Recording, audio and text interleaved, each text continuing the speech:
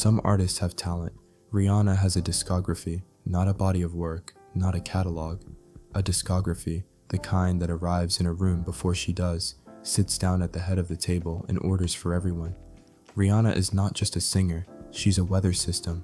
She isn't so much a person as she is a cultural inevitability, a living proof that if you release enough bangers across enough genres, people will stop asking whether you can sing and start asking when you're releasing the next album.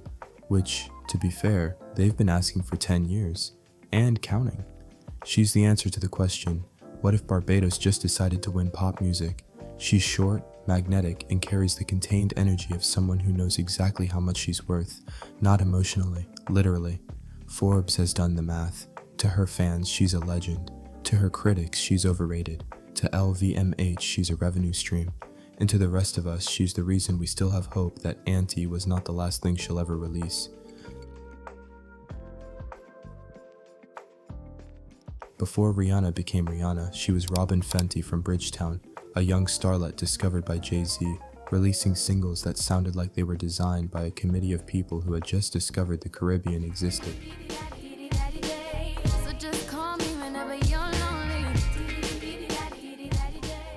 Pon de Replay was fine. It was pleasant. It was the musical equivalent of a welcome mat. Technically functional, not particularly exciting. She smiled, she bounced, she did the thing. And she did it with the energy of someone who had been told she had potential, but wasn't quite sure what to do with it, yet. Then came SOS,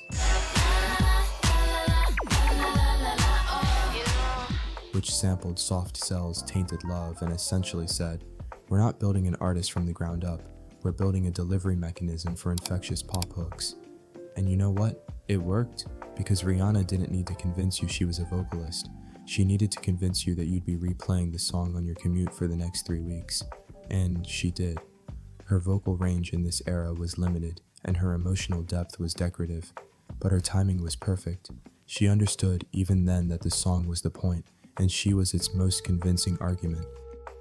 Somewhere around 2007, Rihanna did something very strange for a pop star. She stopped trying to be one. Umbrella is a cathedral built out of synths and rainwater. It's a song that should not work. The chorus is literally just the word Ella, repeated until it stops meaning anything and starts meaning everything, and yet it remains one of the most iconic pop moments of the 21st century. And this is because Rihanna delivers it like she means it, not emotionally. Atmospherically, she doesn't sell you a feeling, she sells you a vibe, which is a different and frankly harder thing to fake. Good Girl Gone Bad was a rebrand so decisive it should be taught in marketing schools. The bob, the leather, the cover art where she stares directly into the camera, like she's already bored of being famous. Gone was the bouncy Caribbean pop newcomer. In her place stood someone who would go on to release Disturbia, a song that opens with the line, "What's wrong with me?" and somehow makes it feel threatening.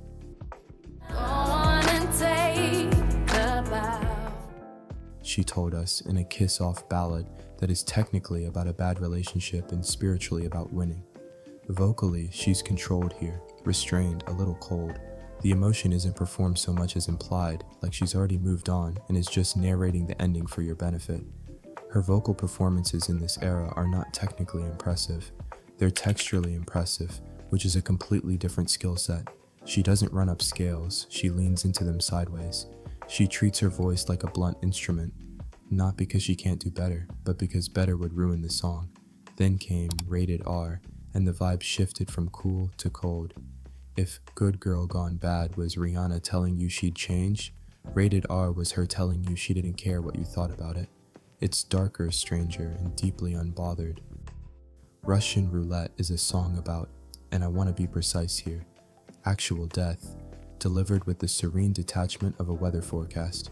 She sings, "Take a breath, take a deep," like she's guiding you through a meditation app that has taken a very dark turn.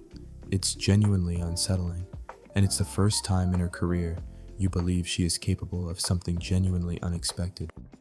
Vocally, Russian Roulette is the most demanding thing she'd attempted, and she mostly pulls it off. Not by hitting every note perfectly, but by understanding that the song doesn't need perfection. It needs stillness. and stillness is, as we've established, Rihanna's native language. You don't want a melisma and rude boy. You want exactly what she gave you, a 3-note taunt. Delivered with the confidence of someone who has already won and is now simply documenting the victory. Then came Loud, the sonic equivalent of stepping from a dimly lit room into direct sunlight. Everything is bigger, brighter, more aggressively cheerful. Only Girl in the World sounds like it was produced inside a wind tunnel by someone who had just discovered the concept of big. She wants you to feel like the only girl in the world, and she achieves this by filling every available sonic frequency until there is no room left for anyone else. And then S and M, which raised several questions that Billboard Top 40 Radio was not particularly prepared to answer.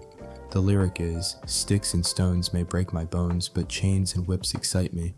Delivered with the breezy confidence of someone reading a grocery list. No drama, no wink, just a statement of fact over a synth line that sounds like a neon sign in a time zone you've never visited.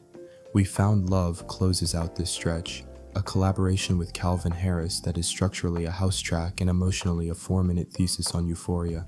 She barely sings on it. Mostly she just repeats, "We found love in a hopeless place," over and over until the phrase dissolves into pure feeling. It shouldn't work. It absolutely works. And then, after 4 years of silence, she made Anti, and everything changed, or rather, everything slowed down. Anti is not a pop album. It doesn't want to be.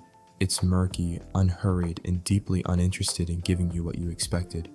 There are no umbrellas here. Instead, there is consideration, which opens with Rihanna fluttering in from Neverland, delivered like a threat. There is Needed Me, where she tells someone, "Didn't they tell you that I was a savage?" with the flat affect of someone leaving a Yelp review. And then there's Work, which is a hypnotic 3.5-minute fever dream, built almost entirely out of Caribbean patois, and the word work repeated relentlessly. It should not function as a song. There is barely a melody.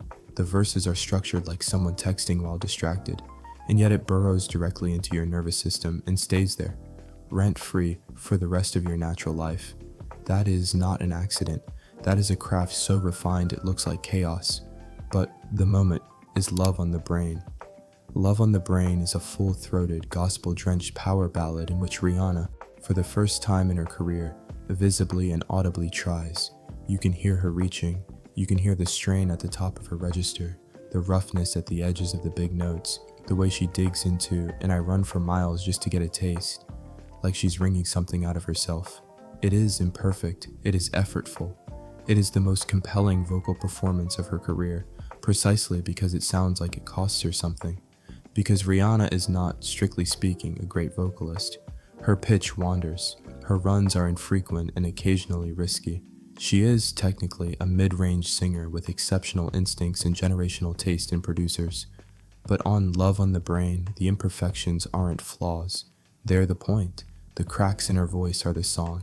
She leans into every one of them like it's intentional. And whether it is or isn't no longer matters, because you believe her. For the first time, completely, you believe her. That's range. Not the kind you measure in octaves, the kind you measure in stakes. At some point, Rihanna stopped being a pop star and became a concept. She closed the laptop, launched a makeup brand, became a billionaire, and didn't release another album for 10 years, which is either a masterclass in brand management or the most expensive writer's block in music history, depending on your perspective.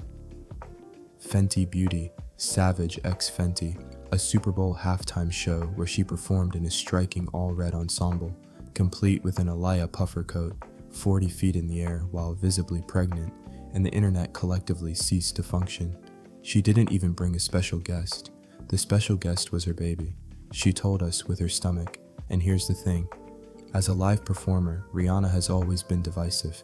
She doesn't dance particularly hard. She doesn't sprint across the stage. She stands, she points. She occasionally walks slowly and deliberately toward the audience, as if she's about to invoice them.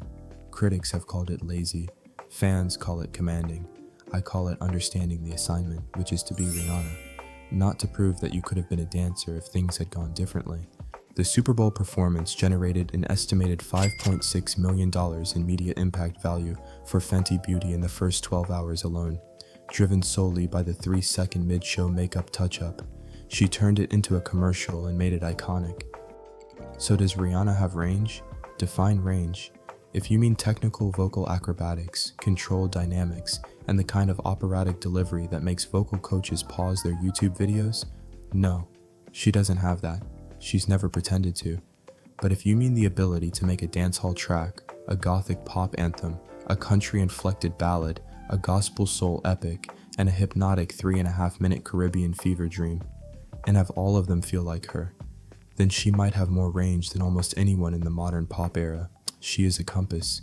Every genre she touches starts pointing toward Rihanna. She doesn't disappear into the music. The music reorganizes itself around her presence. She's not pretending to be an artist. She's convincing you she already is the art. In conclusion, Rihanna doesn't need range. She has Fenty Beauty, a decade-long album drought, and a Super Bowl appearance that generated more product buzz than most artists make in a lifetime. She's not here to impress you with her octaves. She's here to remind you that Anti came out in 2016. You still listen to it, and she hasn't given you a follow-up, because she doesn't have to. The album is coming when she's ready. Probably. Maybe.